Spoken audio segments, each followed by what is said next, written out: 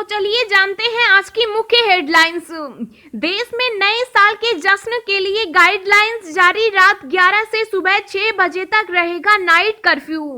नए साल से यात्रा के लिए जरूरी होगा वैक्सीन पासपोर्ट। जानिए इसके बारे में सब कुछ। सरकार से बातचीत से पहले किसानों का एक और बड़ा ऐलान। 31 दिसंबर को उठाएंगे ये बड़ा कदम। जानिए जाति सूचक शब्दों के अलावा और क्या क्या लिखने पर गाड़ी का हो सकता है चालान। सीरम इंस्टीट्यूट का दावा, ऑक्सफोर्ड वैक्सीन के 5 करोड़ डोज तैयार। इमरजेंसी इस्तेमाल की मंजूरी का इंतजार। नए घातक कोरोना वायरस स्ट्रेन की भारत में भी हुई एंट्री। यूके से लौटे 6 लोगों में पाया गया नया वेरिएंट। इन राज्यों में 3 दिन होगी बारिश और बर्फबारी। चलेगी शीतलहर, पड़ेगी भीषण ठंड। जी हां दोस्तों, और भी बहुत बड़ी काम की खबरें निकल कर आ रही है, इसलिए वीडियो को लास्ट तक जरूर देखना। तो चलिए जानते हैं एक एक करके तमाम बड़ी खबरों को। पर इससे पहले अभी तक आपने इस वीडियो को लाइक नहीं किया तो लाइक कर दीजिए। तो चलिए वीडियो स्टार्ट करते हैं। मुंबई में नए साल के जश्न के लिए गाइडलाइंस जारी। रात 11 से सुबह 6 बजे तक रहेगा नाइट कर्फ्यू। जी हां, कोरोना काल में न्यू ईयर का स्वागत लोग सादगी से करें, इसके लिए महाराष्ट्र सरकार ने गाइडलाइन जारी कर दी। उद्धव सरकार ने मुंबई वालों से नए साल का स्वागत घर बैठकर करने की अपील की। मुंबई में नाइट कर्फ्यू रात 11 से सुबह 6 बजे तक लागू रहेगा। सरकार ने लोगों से अपील की है कि हो सके तो नागरिक दिन में भी सार्वजनिक जगहों पर भीड़ करने से बचें और नए साल का स्वागत बेहद सादगी से करें। खासकर बड़े बुजुर्ग और बच्चे घर से बाहर जाने से परहेज करें। 31 दिसंबर को किसी भी तरह के धार्मिक या सांस्कृतिक कार्यक्रमों का आयोजन न करें। नए साल के पहले दिन भक्त भारी संख्या में धार्मिक स्थलों पर दर्शन करने पहुंचते हैं। इस साल ऐसा करने से बचें। नए साल में आतिशबाजी ना करें, नियमों का सख्ती से पालन करें। नियमों का उल्लंघन करने वालों के खिलाफ सख्त कार्रवाई करने के आदेश दिए गए हैं। काम की खबर, अगले साल से यात्रा के लिए जरूरी होगा वैक्सीन पासपोर्ट। जानिए इसके बारे में सब कुछ। जी हां, यात्रा के दौरान मास्क और सोशल डिस्टेंसिंग अब एकदम सामान्य बात हो गई। केंद्र सरकार ने एक बड़े समय तक यात्रा के दौरान आरोग्य सेतु ऐप अनिवार्य कर दिया था। इसके लिए कई राज्यों में बड़े पैमाने पर जुर्माने भी वसूले गए। CNN की एक रिपोर्ट कहती है कि अगले साल से मास्क और सोशल डिस्टेंसिंग की ही तरह यात्रा के दौरान vaccine passport app new normal होगा। सभी देशों में कोरोना वैक्सीन की कवायद काफी तेज हो चुकी। उम्मीद की जा रही है कि नए साल प्रवेश के साथ ही सब कुछ सामान्य होगा। सीरम इंस्टीट्यूट का दावा, ऑक्सफोर्ड वैक्सीन के 5 करोड़ डोज तैयार। इमरजेंसी इस्तेमाल की मंजूरी का इंतजार। जी हां, सीरम इंस्टीट्यूट ऑफ इंडिया अब तक ऑक्सफोर्ड एस्ट्राजेनेका कोविड-19 टीके की करीब 5 करोड़ खुराक का उत्पादन कर चुकी। कंपनी ने कहा कि उसका लक्ष्य अगले साल मार्च तक 10 करोड़ खुराक के उत्पादन का है। कंपनी के CEO आधार पूनावाला ने इसकी जानकारी देते हुए कहा कि अभी हमें इस टीके के आपात इस्तेमाल के अधिकार की मंजूरी का इंतजार है। कंपनी ने कहा कि कोविड-19 के टीके का उत्पादन सरकार की ओर से आने वाली कुल मांग पर निर्भर करेगा। भारत में तत्काल कोविड-19 वैक्सीन पेश करने की जरूरत के मद्देनजर SII ने ऑक्सफोर्ड विश्वविद्यालय तथा एस्ट्राजेनेका के साथ कोविशील्ड के विनिर्माण के लिए भागीदारी की थी। पुणे की कंपनी ने कोविड-19 के टीके के आपात इस्तेमाल के लिए भारतीय औषधि महानियंत्रक के पास आवेदन किया है। सरकार से बातचीत से पहले किसानों का एक और बड़ा ऐलान। 31 दिसंबर को उठाएंगे ये बड़ा कदम।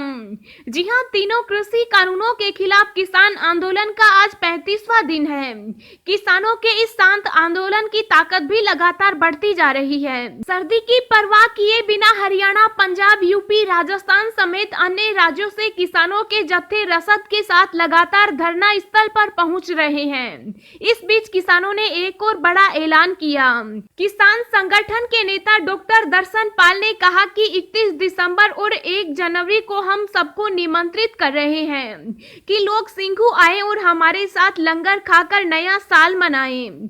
इसके अलावा किसान संगठनों ने किसान आंदोलन के खिलाफ जारी दुष्प्रचार और जनता को गुमराह करने वाले संदेशों का मुकाबला करने के लिए एक जागरूकता अभियान शुरू करने का फैसला लिया है।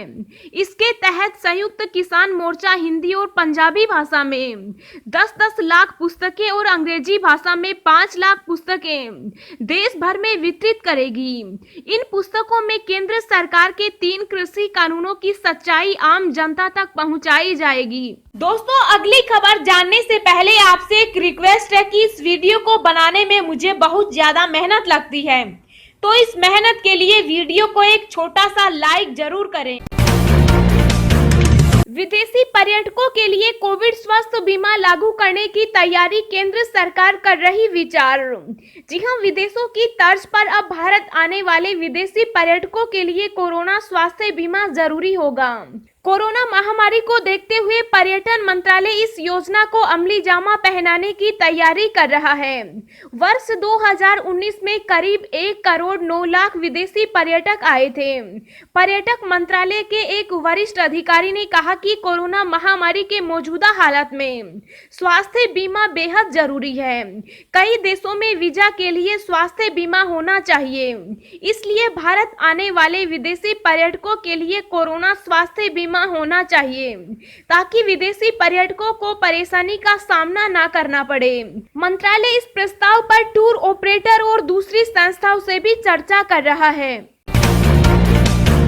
नए घातक कोरोना वायरस स्ट्रेन की भारत में भी हुई एंट्री। यूके से लौटे 6 लोगों में पाया गया नया वेरिएंट।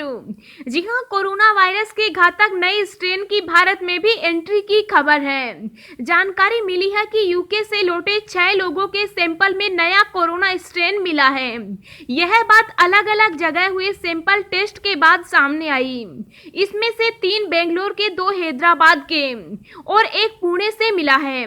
बता दें कि कोरोना का यह नया स्ट्रेन यानी नया रूप मौजूदा रूप से 70% ज्यादा घातक बताया जा रहा है। जानिए जाति सूचक शब्दों के अलावा और क्या क्या लिखने पर गाड़ी का हो सकता है चालान। जी हां, अक्सर गाड़ी के नंबर प्लेट पर नंबर की जगह जाति सूचक शब्द देखे जाते हैं, लेकिन यह कानूनी तौर पर गलत है। यही नहीं, नंबर के अक्षर का साइज और उसकी लिखावट नियम के अनुरूप होनी चाहिए। इसके अलावा कुछ अन्य भी लिखा मिलता है तब भी कार्रवाई होगी। यूपी पुलिस और परिवहन विभाग उन गाड़ियों का चालान काट रही है जिन पर जाति सूचक शब्द लिखे मिले हैं। इन नंबर प्लेटों पर जाति सूचक शब्दों के अलावा उत्तर प्रदेश सरकार, यूपी पुलिस, न्यायाधीश, सांसद, वकील, पत्रकार और विधायक लिखे मिल जाएंगे।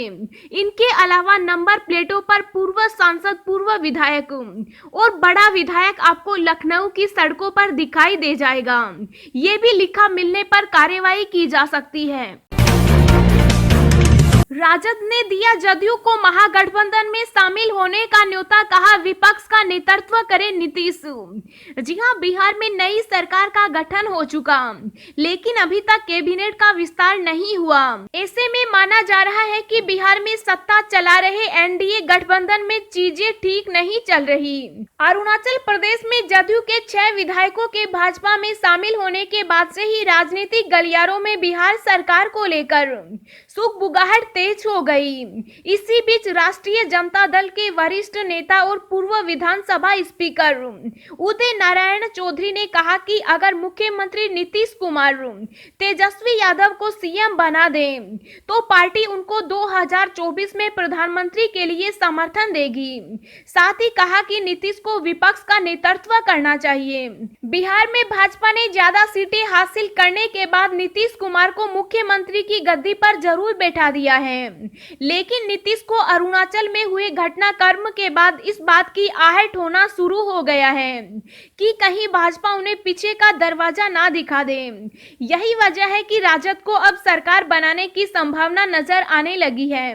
इस कारण ही पूर्व विधानसभा स्पीकर उदय नारायण चौधरी ने मुख्यमंत्री नीतीश कुमार को बड़ा ऑफर दिया और कहा कि अगर नीतीश कुमार तेजस्वी यादव को बिहार का मुख्यमंत्री बना दें तो उनको 2024 में होने वाले लोकसभा चुनाव में प्रधानमंत्री के लिए विपक्षी पार्टियां समर्थन कर सकती है। चौधरी ने कहा, भाजपा छोटे दलों को पसंद नहीं करती और उन्हें नष्ट करना चाहती है। भाजपा चाहती है कि जदयू एनडीए छोड़ दे। एलपीजी सिलेंडर पर बचाने हैं 500 रुपए तो फटाफट कीजिए, ये काम सिर्फ 2 दिन है बाकी। जी हां, 2020 जाते जाते महंगाई का एक और तगड़ा झटका दे गया। दिसंबर में तेल कंपनियों ने चुपचाप 50-50 रुपए करके 2 बार एलपीजी गैस सिलेंडर की कीमतें बढ़ाई। इससे गैस सिलेंडर दिसंबर में पूरे 100 रुपए महंगा हो गया। 594 रुपए वाले सिलेंडर की कीमत अब 694 रुपए हो गई। आपकी जानकारी के लिए बता दें कि 2021 शुरू होने में सिर्फ 2 दिन बाकी हैं और पहली तारीख से सिलेंडर की नई कीमतें लागू हो सकती हैं। तेल कंपनियां समीक्षा के बाद हर महीने की पहली तारीख को सिलेंडर के नए दाम जारी करती हैं। इसलिए ये भी हो सकता है कि 1 जनवरी से सिलेंडर और महंगा हो जाए। मगर एक तरीका है जिससे आप कम से कम इस दिसंबर में सस्ता सिलेंडर प्राप्त कर सकते हैं। आपको गैस सिलेंडर पर पूरे 500 रुपए की बचत होगी। ध्यान रहे कि आप ये बेनिफिट सिर्फ 31 दिसंबर तक ले सकते हैं। 500 रुपए बचाने के लिए आपको पेटीएम से सिलेंडर बुक कराना होगा।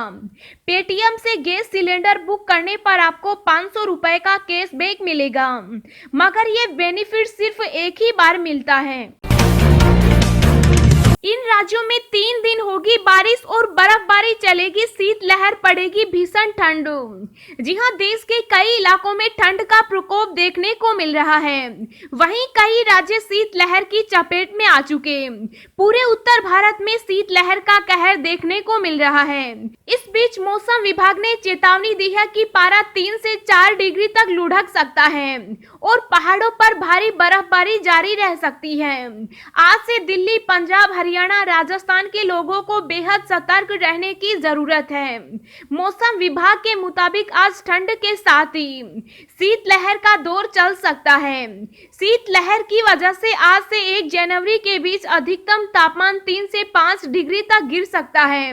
लेकिन ठंड की ये परेशानी सिर्फ 1 जनवरी तक ही सीमित नहीं है। मौसम विभाग के मुताबिक 5 और 6 जनवरी के बीच दिल्ली और आसपास के इलाकों में बारिश भी हो सकती है। वहीं अब उत्तर भारत में भी आने वाले दिनों में कड़ाके की ठंड पड़ने वाली है। ठंड के साथ शीतलहर की चेतावनी जारी की गई। मौसम विभाग ने उत्तर भारत के सभी राज्यों के लिए अलर्ट जारी किया है। आशंका जाहिर की गई है कि इस सीजन की सबसे सर्द रातों की शुरुआत आज से होने वाली है। उत्तर भारतीयों को अगले 4 दिन सबसे सतर्क रहने की जरूरत है, क्योंकि मौसम विभाग ने 30 और 31 दिसंबर के साथ 1 जनवरी को अलर्ट जारी किया है। इन 3 दिनों में कड़ाके की ठंड के साथ शीतलहर का प्रकोप देखा जा सकता है। ठंड का ये असर पंजाब, हरियाणा, उत्तर प्रदेश, दिल्ली और राजस्थान में दिख सकता है।